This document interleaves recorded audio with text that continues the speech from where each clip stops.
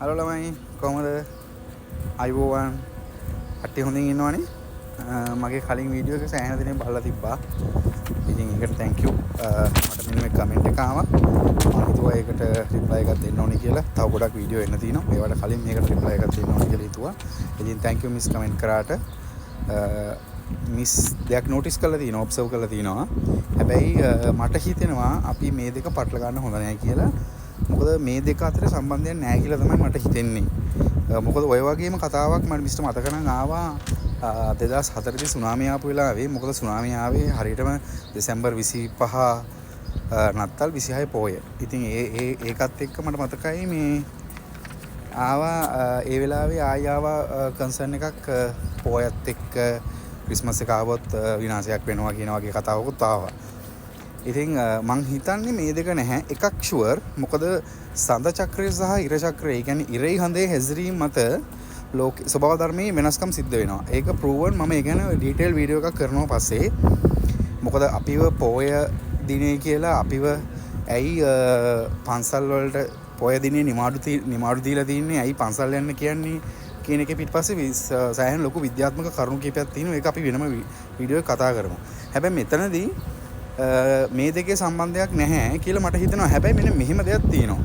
දැන් මිස්ගේ මේ කමෙන්ට් එකත් එක්ක මම පොඩ අතපත ගාලා බැලුවාම මට නොටිස් වුණා මේ දින ඊස්ටර් එකයි. එතකොට දෙසැම්බර් 25 26ත් එක්ක, ඒ කියන්නේ ෆුල් මූන් පොය ඩේස් වල වෙලා තියෙන නැචරල් ඩිසාස්ටර්ස් ටිකක් තියෙනවා. දැන් උදාහරණයක් විදිහට අපි බැලුවොත් එහෙම 2004 සුනාමිය ආවේ පොයත් එක්ක අර මේ බැලුවොත් එහෙම දෙසැම්බර් 26 වෙත්ත ට්‍රැජිකල් ඉවෙන්ට්ස් ගත්තාම මම පොඩක් බැලුවා.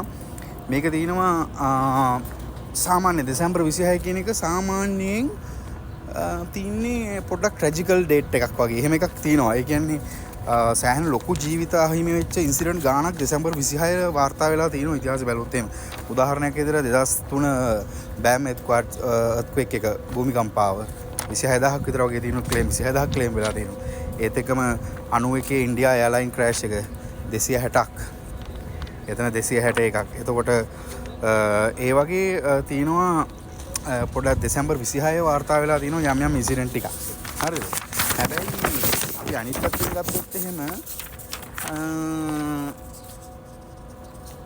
අප්‍රේල් ඊස්ටර් එක ගත්තොත් එහෙම අප්‍රේල් අන්තිම හරිය. ඒ කියන්නේ 15 හෝ 20 විතර පස්සේ වගේ ඊස්ටර් ප්ලේස් වෙලා තියෙනවා නම් ඊස්ටර් එක එනවා නම් අන්න එතකොට පොඩි ඉන්සිඩන්ට්ස් ටිකක්, ඒ කියන්නේ ලේව කිරීම් ටිකක් වාර්තා වෙලා තියෙනවා ලෝකේ. උදාහරණයක් විදිහට කොලොම්බියන් ස්කූල් එකේ මැස්කා එක දෙසැම්බර් 20 මට මතක හැටියට අප්‍රේල් 20 පස්සෙන්දා ඊස්ටර්.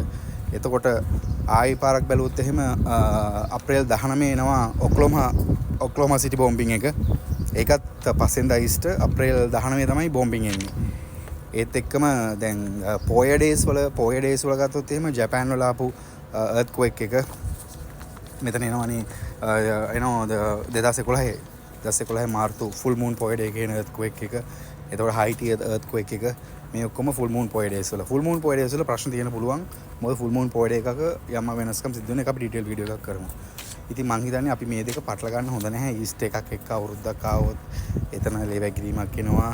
එහෙම නැත්නම් පෝයක් එක්ක නත්තල් දවසක් ආවොත් එතන ලේවැගිරීමක් වෙනවා කියන එක. හැබැයි දැන් ඊස්ට් එකේ බෝම්බින් එකට පාදක වෙන පළමු කාරණාව අවුවයි ගණන් ගන්න එපා. ඊස්ට් එකේ බෝම්බින් එකට ප්‍රධානම විදිහටම පාදක වෙන්නේ මං හිතන්නේ අපි එතන ක්‍රවුඩ් ගැදරින් එක තමයි ඒක ප්‍රධාන විදිහට බලපෑවේ. මොකද ඒගොල්ලන්ට ඕන වුණා ක්‍රවුඩ් එකක් ඉන්න තැනක්. ඉතින් ක්‍රවුඩ් එක හොඳම ඊස්ටර් එක මම හිතන්නේ තව පොඩ්ඩක් එහෙම වුණා නම් ඒක වෙසක් පොයට වෙන්නත් තිබ්බා.